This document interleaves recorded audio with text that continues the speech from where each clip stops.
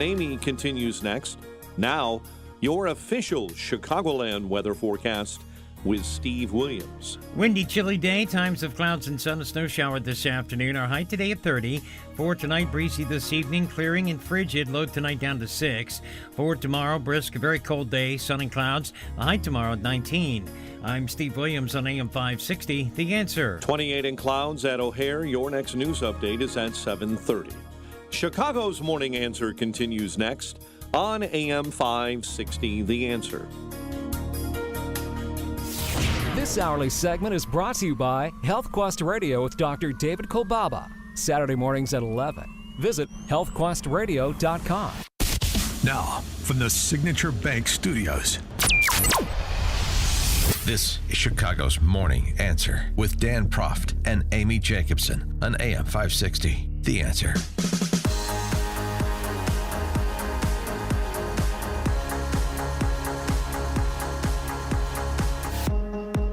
Good Wednesday morning. Amy Jacobson here. John Anthony and for Dan Proft. Thanks, buddy, for filling in. Thanks for having me. I'm learning a lot from you and other police officers today. They don't do mouth-to-mouth, folks, if they think you're dirty or might have disease. I mean, mouth sores. Okay, all right. Well, it has been a crazy 48-hour cycle. It was a really good day 2 days ago. Daniel Penny found not guilty of, manslaughter, the lesser charge that they went down to so that they can try and get him. Didn't work. And then Luigi Mangione. Of course, I'm the name assassinator. Let me try that again. Luigi Mangione. He was arrested for the brutal murder of Brian Thompson, the United Healthcare CEO, who was walking into a meeting, clearly targeted. But yesterday, he snapped back. I don't know if you saw this. He was screaming at the media while he was entering the courthouse. And it's completely out of touch. And it's an insult to the intelligence of the American people. It's a lived experience. And he threw his body against the wall. Did you see that? Yeah, I saw the video. I couldn't make out what he was saying. Well, he was saying this is extremely unjust, and then he was claiming that they planted evidence on him. Oh.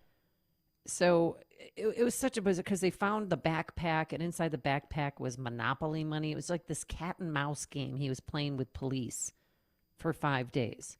But when they finally caught up with him, and it was a McDonald's employee who noticed him, and that employee better get the $60,000 that was being offered, $50,000 reward from FBI, $10,000 from NYPD. And she saw him, he was eating breakfast.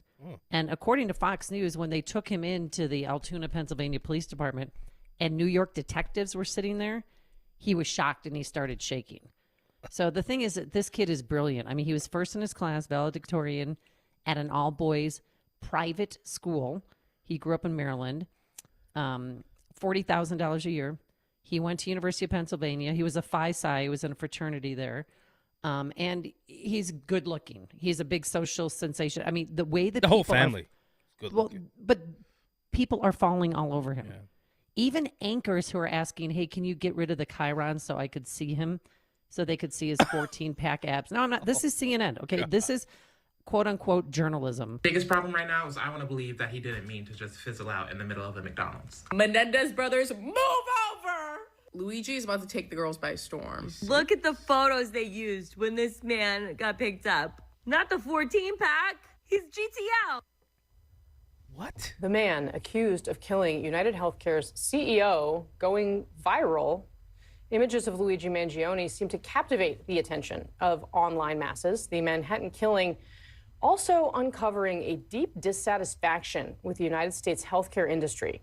The incident sparking outrage online over health insurance policies. Very basic. There's also just the reaction online is also just such a reinforcement of how much aesthetics, attractiveness, I mean, like the shallowness of the American people, the American people who are online, we'll say, is very much on display here. Part of, yes, there's absolutely a bubbling anger about the inequity in the country writ large and in the healthcare system, no question. But so much of the clips we were watching at the top of this segment are driven by the fact that this is an attractive. We got to drop the banner to show why. And it is deeply troubling that we are celebrating this person who's committed cold-blooded murder because he clearly went to the gym. One take. Celebrate him because he clearly went to the gym. he's allegedly killed someone, right? And they're questioning Well, a murderer is not a folk hero because it takes away from the real conversation about healthcare. Because he did have he had a back accident, I think, from surfing and had chronic pain, and his friend did share that he had 3, nails in his back, and we don't know. And there was a 3.5-page manifesto that police, when they caught him, he had that in his possession as well, railing against corporate America. So, and his mom reported him missing, guys, back in November 18th.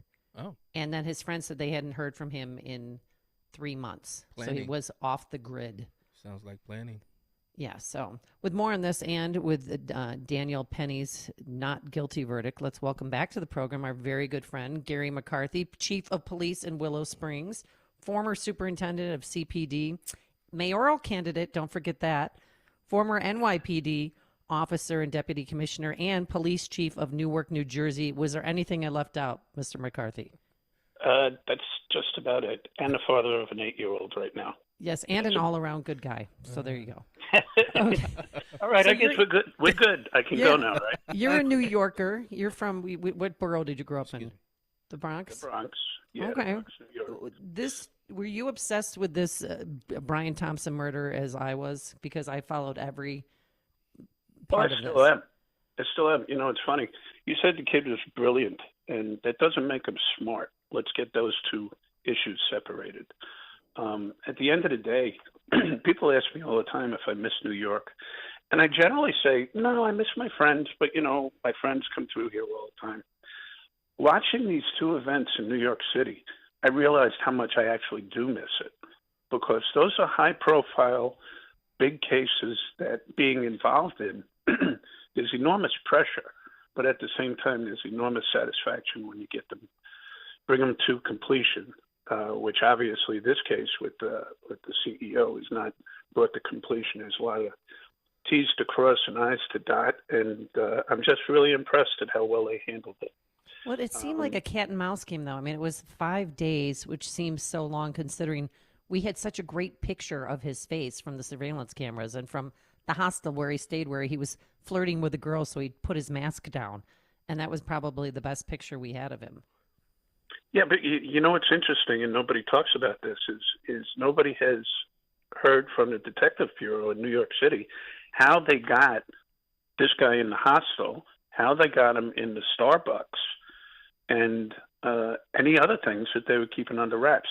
I said recently I was amazed at how much information they were giving out, but that also indicates that there was information that they were not giving out. Because that's really good detective work. How do you connect this guy to the hostel? Yeah. And how do you know he's the shooter? You still have to prove he's the shooter, let alone this guy who went to Starbucks and stayed at the hostel. So, those cases, heater cases like that, I've had a number of them in my career. And it's just very satisfying when you bring them to fruition. Yeah. And the other thing is, I'm astounded at where this country is and how I don't know how we got here. This is not the country that my dad joined the Marine Corps in World War II for. Yeah. And came back and was a New York City cop. I heard somebody say that this person was a conservative Democrat, and I said, isn't that an oxymoron at this point? Did they really? Well, he has a cousin who's in the state legislature, delegate in Baltimore or Maryland, excuse me. Yeah, I'm not on his social. I'm talking about anybody. That conservative Democrat doesn't exist anymore. Right, exactly. And I'm a Democrat, by the way. I still am, even though that party has abandoned me. Certainly, my values. I can tell you that. Yeah. Well, did you vote for Trump, or should I not ask that question? I didn't ask that question. Let's when I ran for mayor and people were asking me the same question, I said my wife doesn't even know who I voted for. And that's still my stands? right. Yeah. Yeah. Okay. Absolutely, it does. That's one of those things. I brought up my dad already. He got shot 3 times during the war. He got blown up. He had shrapnel coming out of his back in 1983. And those are the rights that he fought for, in my mind. Yep. So I hold them very valuable. Let's put it that way. Good for you. Yeah. Sup, Chief? Yes. See what I did there? Superintendent in Chief. Yeah, well, don't forget director. Director, that's right. You know, a lot of titles. You know, I look at this, and every time I hear Hostel, I just think about the movie Hostel. You know, you guys in New York and New Jersey call hotels hostels. We don't do that here in Chicago. You know that. But as it relates to Daniel Penny, you know, you I'm sure you've seen everything that's transpired. Daniel Penny, American hero or murderer? I think he's an American hero. Yeah.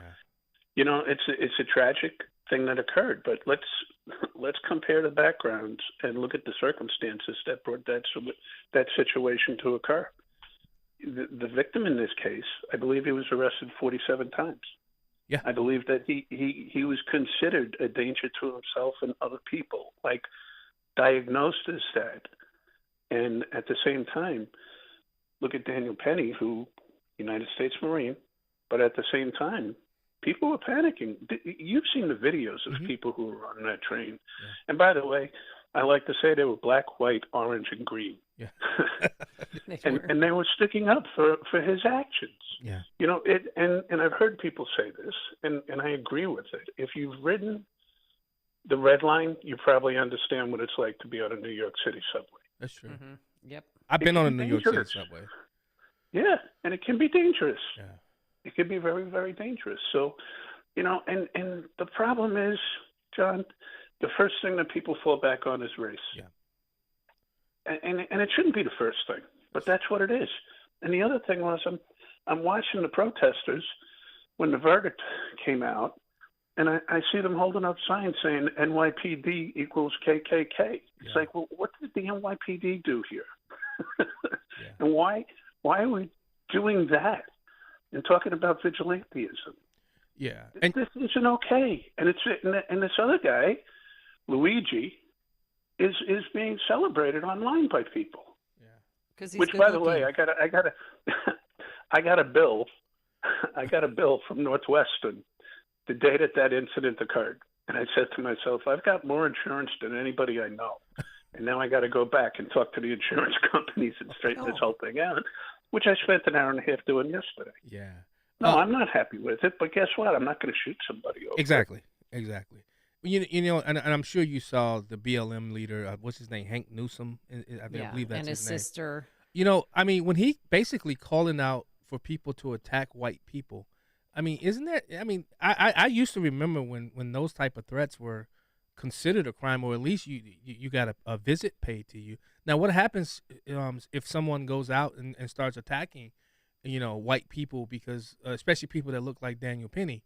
What happens if that starts occurring in the state, in New York City, Manhattan, the Bronx, you know, Brooklyn? What happens when, you know, what are the police? What should they do? What should they prepare for? Because, I mean, this guy basically put a target on anybody that's white in the state of New York and across America, for that matter.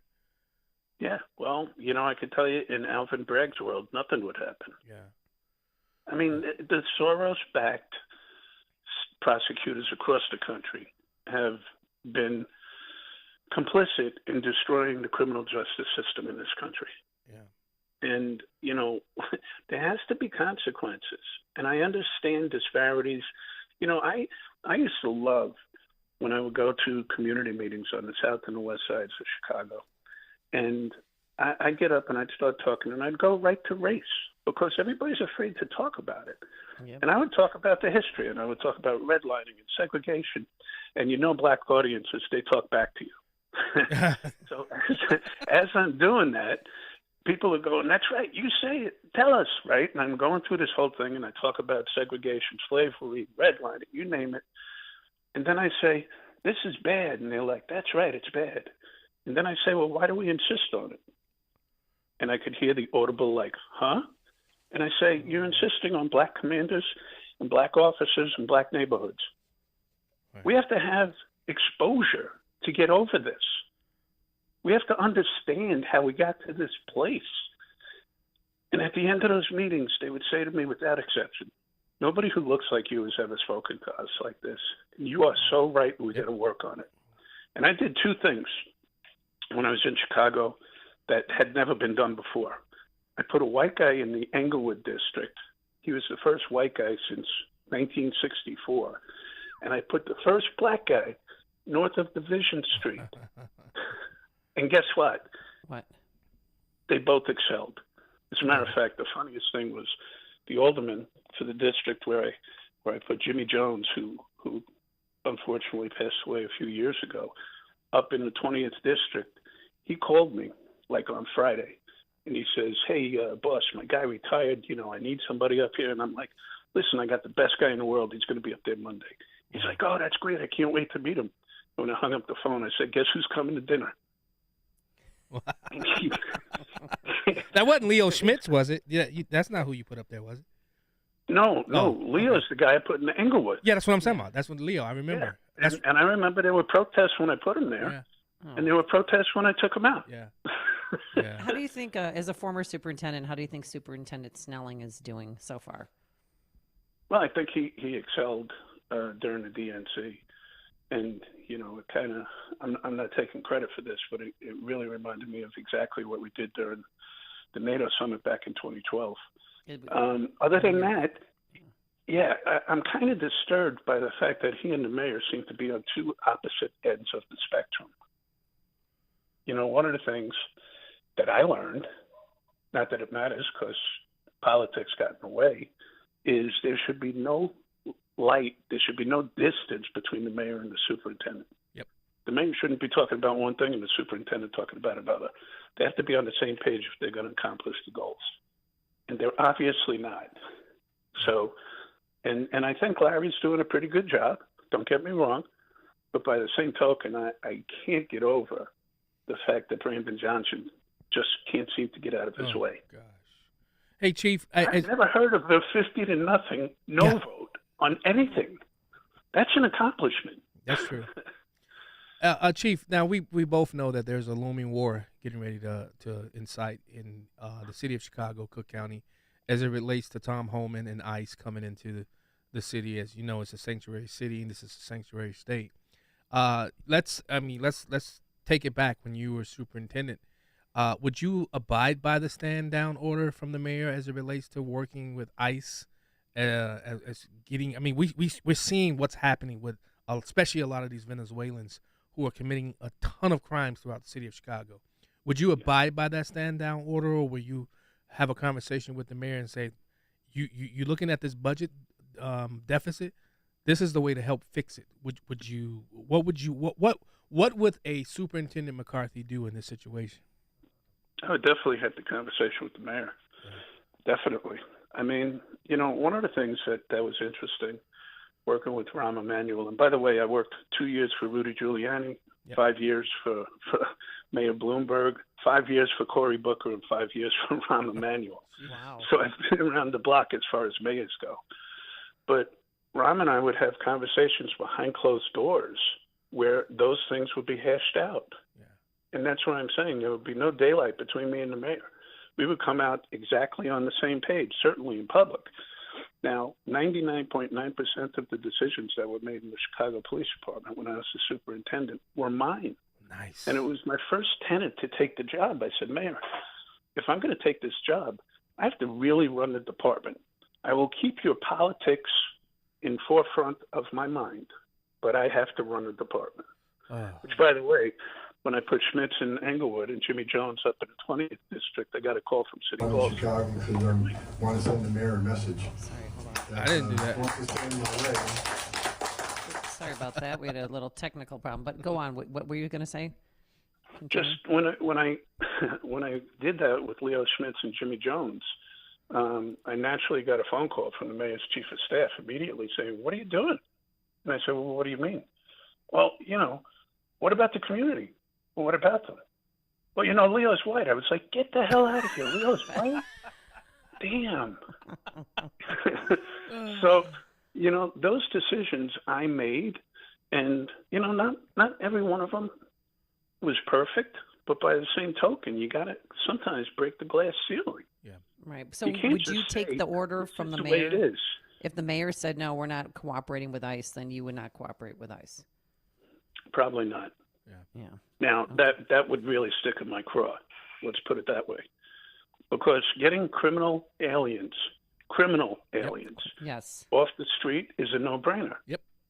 You know, I spent so much time on Y2K. January 1st, 2000, I became Deputy Commissioner Operations for the NYPD. And I ran New York's crime strategy for 7 years. But for 5 years before that, I was a precinct commander doing the same exact thing on a smaller scale. So I've been involved in this game from day one. And the easiest way to reduce crime is to arrest people who are wanted now before they commit that next crime. Yeah. Right. So what are we doing here? And like you said, John, the amount of money that's going into the whole issue of the migrants, and I'm saying the entirety of it, whether it's prosecutions, whether it's social justice, housing, healthcare, education, so on and so forth. I keep hearing from the black community that they're up in arms. Where are all these resources in our neighborhoods? Yep. Why are we doing that for people who aren't citizens of this country?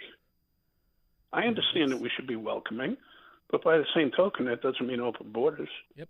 And just to remind, I know you guys know this, I lost a daughter to fentanyl in 2022. I do. It's the worst thing that's ever happened. Yeah.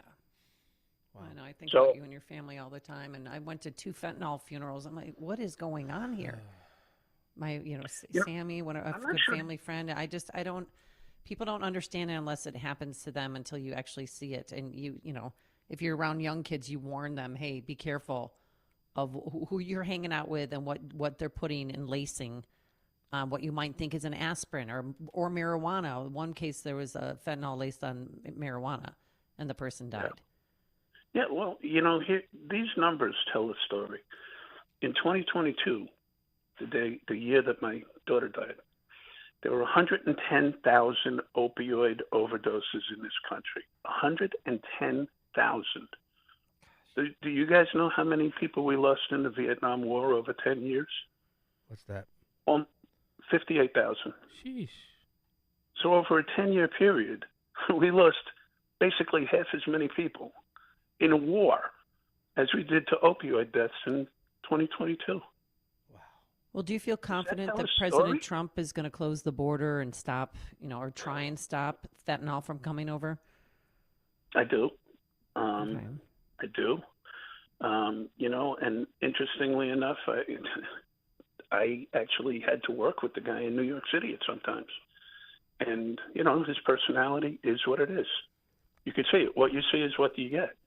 Right. But the policies that he's bringing in, I have no problem with 9 times out of 10, quite frankly. I like the idea of staying out of Syria. I like the idea of closing the border and, at least trying to get criminal aliens out of here, people who have committed rapes and murders and so on and so forth. And you see these cases all the time. And I actually said this last week on the radio. I said, Lake and Riley, we all know the story about the Venezuelan guy who killed her in Georgia. Well, that open border, different circumstance, same result. Somebody killed my daughter. Yeah. So true. All right, Chief, we're going to have to leave it there for today. Thank you so much. We'll have you on again. Sorry to Garry leave you McCarthy. guys on such an up note. No. This is life, It and is. we're living it, and you are too. So, Garry McCarthy, Chief Thanks, of Chief. Police for Thanks, Willow guys. Springs. Thank you so much. Have a wonderful holiday season. He joined us on our turnkey.pro answer line. Now let's get straight into that newsroom. Here's Mike Scott. 7:34 on AM 560, The Answer.